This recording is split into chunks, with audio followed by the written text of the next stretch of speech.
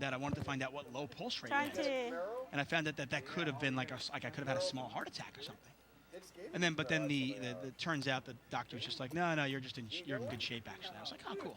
Guess who has another big pocket pair? 90. It's Wendy over in C3, and she's getting 3-bet by Joseph here with Jack 5 offsuit. Well, okay. This is, oh God, I wish I could pause this game for a second. This is something that I will pat myself on the back. This is something that I am so good at. This is the reason why I actually beat poker games. Recognize what just happened. 17 more. What had just happened 10 minutes ago? What happened in this game? Joseph just lost a big pot. A big pot, right? Yep.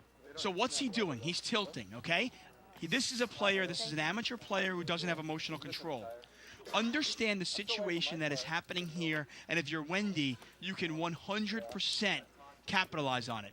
Now, you have to realize that you are going to give your opponent as much rope as possible to hang himself, and that's what he's going to do. I am going to check call this. I'm not going to check raise it. Actually, you know what, though? He only has like I don't 100 care, left. because he could have nothing. No, okay. And by the way, there's no card that comes off on the turn that is going to get me to fold. I got to tell you, though, I think that I might check raise this all in for value and get called by like ace-jack instead of let check call him. I know. But he's going to get it in anyway. Oh, you think he's just going to shift the turn? That's what I mean. There's this is a situation, we've seen it before. This is a situation where 170. you just do not let him off the hook, because he literally could have 4 high. But he could have deuce 4 spades. But again, right now. you make the point. It's very important that you pay attention to what just happened, right? This is, to me, let's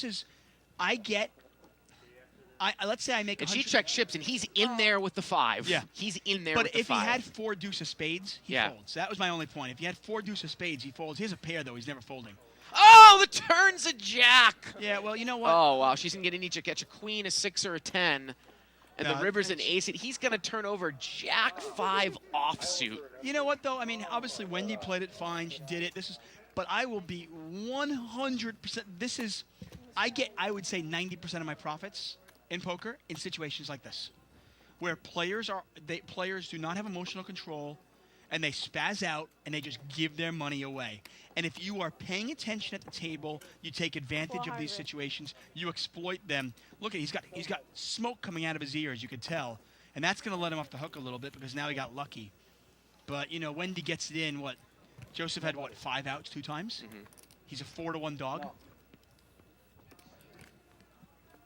And thus is poker. And then this is where we talked about in the beginning of the show, Dave, where if you want to be a professional poker player or a consistent winner, you have to keep your emotions in check. We just talked about how Joseph can Wendy. We're not going to see because we're going to wrap the show up. And also, but that's how. Right. And also pay attention. I mean, also be able to take advantage of that.